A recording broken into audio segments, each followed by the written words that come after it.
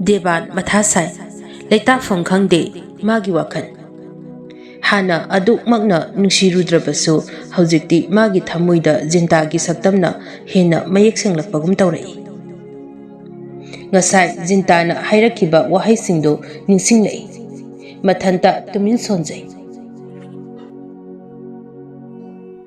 kari katokrabi wahai sima aigi famda yang na haiba ngamlaba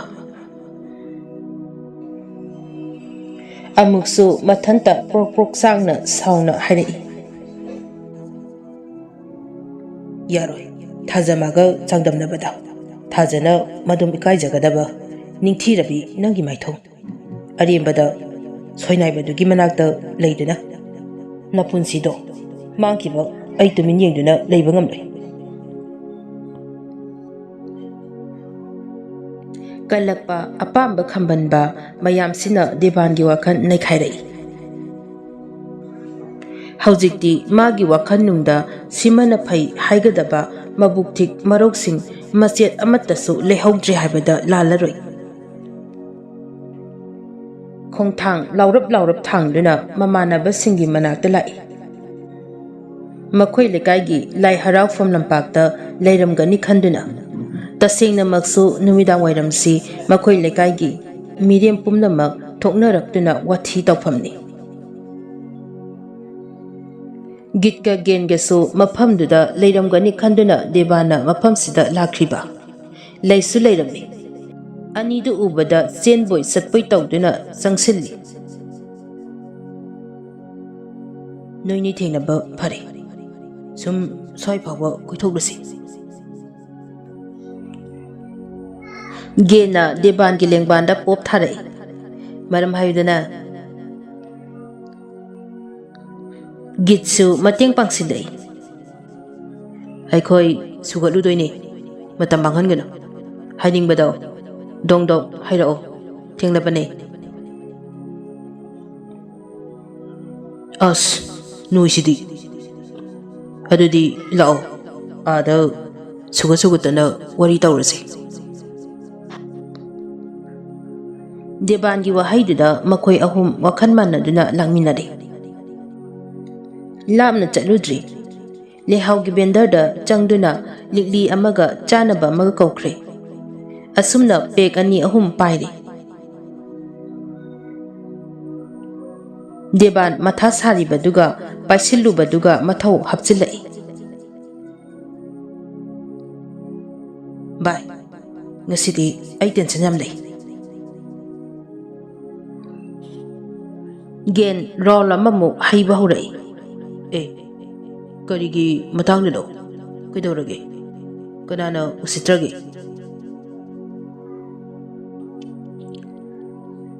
Devan makhatare bai bangan thokpa yaba maphamsu oidaba sidani lurise git matum ama lokhali adubu karino haibadudi khanaba yaidana haige noini jintani singdiko ngasidi ma jenda nurse puba yaure masaksu khupajama tawkre hojikna hele git loglai Devan bai jinta urubadagi thoibi leina darisi natro git wai siga loinana pe malansilai Devan su lansilak liba pek to lauraga thaksili haukidraba yudo yotsinnaba hotnabada suktok suksin tawdina nampuda yotsinli Goodbye. Aigi thubilina sini. Punsigi lemon ohogadra mi padi basai. Sidani marup anigi mating pamli basai.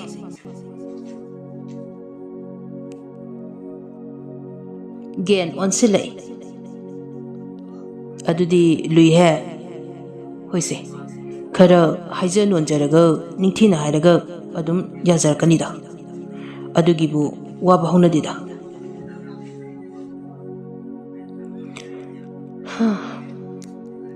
Hoi, adubu yam luba ma leirine. Noinadi irai laina hairiba. Magi khangnajaba mi leina hairami. Sidane, aina mathai yam saise. Sibu kamaina tarai lauduinaba. Mamanaba anido Debangi khoirang khoi saunaba mataududa nungaitraduna themjinba wahaida gen Debangi lengbanda pop thai. Deban, wakan pathau. Ahenba pamdaba mi atangbani. Aduga amuksu nupina henbani. Arang arakta ngaujabase. He rabai, mamit mana thakalnaba kari-karino. Kharakok tawbada maraina kenjar chanida. Gitchu makhatana hangai. Maga khangnariba nupadubu khangrubai. Khangi. Noibu don khangdro. Makhongnama yadabado. Yuga yam thakpado. Git ingangna. Oh, khangine. Gen phathalai. As, bye. Sana leba Manipur jawi. Nupibu mathandaro. Mangodagi henbi amathisi bai. Pangan thokpa ngamdaba matang haido. Thoi. Bai na haikibado. Yam chume. Hoida bai. Penthokpagi lemjabasu adum leibani.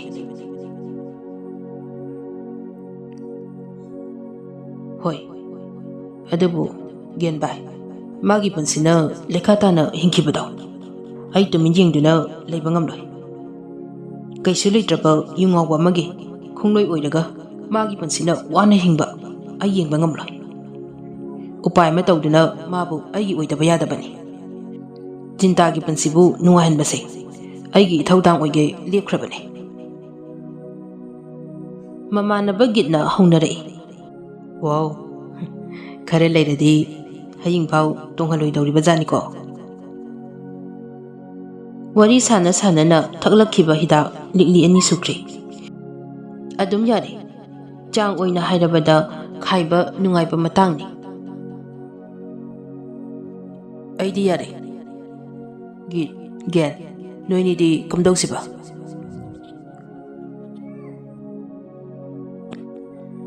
Git lehauna lairiba maikaiduda yengthorei.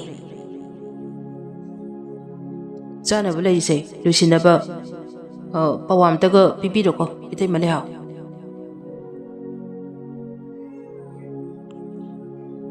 Asumna pawaduma lusiladuna makoi ahum thorakle. Gen wangangde tabatamaktai. Madi hainade migi mangnaba sinba. Anidudi bendargi wari makasa thari. Gen khangi magi aningba apama phongdoklurabadi soidana khanarakani haiba. Gen munna khangi yungawbagi khwaidagi lemdabasi mi khatnabani. Adugi sumathakta maru mapangsingbo mana nungsije. Aduna khatna ningde. Adugi suni tumin lairiba. Anidudi ngangnari kari-karino awai akhum tawduna. Debana hari. Bai. Hayeng ai dogi manakta chakani. Jintagi wakanthado. Madi ai oikrabani harugani. Yadrabadi Deban kanano takutabani. Shia. Migasu nimanadaba soinaiba manasu. Sakyenbi aigi thamoida latuna thamjabi. Aigi nuksibibu magumba khongsekpa mana moithim tawba yabroba. Sidabu charamdo paruidabagi maram laidibo ha. Git sukhumlai. Herabai. Pairiba saisudo takmunbada magi pambai leitre. Mana saisu yaudana satpa urabo. Tu sini sumaina yengu matau tongge. Tu sumaina namaduna konsilaga makhong namaduna jungduna chaliba. Sini dongi kusa. Wahai siga loinena mathamoi pena nokminai. Gen wahai singdu taba nungaite. Makoi aniduga pullabadi mabusu ataba auba singna kari karino khankrani khanduna leithaduna lehawi. Anidu aroibagi peknaudugi mathau tawrakpanara karino. Gen lai lakte hanna yengdana laibung yawrakle. Hana lairamba pakhang macha kharana Deban lakpaduda chensinnarai. Da Deban chirup yawbiribo. Ihe nana nayambase kauri ne. Ase nana jamanga sapi sina noina thakni chaning bado karino phanabasilo. Nayambase ngasidi ningba thina kaire. Yu thakningbro noiba. Inausa aikhoi laibungse magul leigraba laibungne habeda haiman mathoklaroi. Ayuk nungtin numida mi watpa jat nate yumda jinbada pharak taba yungawba singdi mafam sida nunganba ngaiba yauri poni tabu tabu atopa lekagi midi yaw yawdi aduna ra khangde khana chaina badi pakni yawdi ayuk nungtinda matu masa leiraba ahan singi lenpham moiraba so numit hek takhibadagi amo uiradoini Tungi yumbini hainariba shum jaraba nahasing kari nisasa sige watanapam oiragadoribani mafam sida chirup leiba chatkiba angangdo halaktuna Deban haire da Deban jamnya khaidi aino sizinakre sida leire chirup aduga sina halakpa pesadani Pamuni nangcho. Ado, nangi mingdi kari kauba. James kawe. Kaino, da Deban aibu khangbidrabo. Aidi dadabu muna khangje. Khange. Nana, mingdo khangdaba. Adugi sum hangbanida. Ado, nana, hayeng ayukto. Aikhoi yumda ngayang lakpa yagadro. Namanam kharaga lao yaragadi kemta khalo ai loina silamge nogi zabi thakpi punma sana thaknaba palakpaduda James Bond yaningbagi mataw utladuna hangi kai thapok lege da Deban nayambana koijaba nupi ama mina mundui kana tawri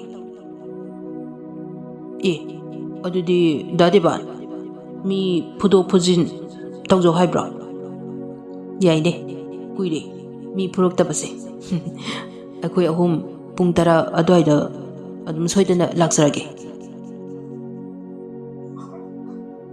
James Bond khudangdo thangdoktuna yengi thengnene iyamba pungsidi yorame pungse baru tarame akhoi mu sangjarage iyamba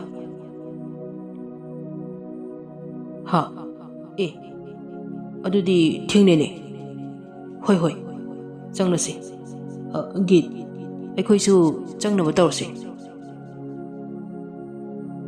thenglam labadudadi kanamata lehauge khantre pumnama phuk phuk hauganaduna mayum changnaragle Don jintagi mamangda yu thaklaroi haikibaduna maram oiduna ngasidi thakludre nungtigi thaklamnaga thaktabase isase ipakphaksile hojikpudi ahinina oidaruni mirak thokpadane hainingloidoise sum khalaga nongbu ngalaningdre oirakani ningludabane ngasi aigi ifamda oiriba kayasi masibu oira mali ahong baibada masina aripu oigani haibadudi haiba ngamdre hojikso karisu natraba ai amagidama maman yamlaba mi machadugi punsi kathokpiu haibada kananasu harau harauna yabirakloi hoi jinta nangnabudi aigi punsi nangi punsi khenaba thamde adubu nangi imung manungna amadi khunaisina karino khanbigadoriba he tolaba punsi nangna niko aibu mikup khuding wakhana lumthaliba jinta asuk nusibi nangbu ining tamna nungsijaba ngamdiba ise kayada toliba don mawon khanba lepte khalluba wakhan khuding loisinpham khangda langjin punkhi hekta kaina thangda masagi punsida tainajaba natana pambai leijadi khudang thangatuna pungyengi nongalamdai pung mari tare tumthaba tanduna haugatle ihei hainingde as yu khitang thakladi hainingmise adubu zabyungna lepre magi pukningda yu thaklarui haina tasingna maksuni oiriba phibam sida hena lekha takriba yu thaklamdrabadi asumna maksu oiramloi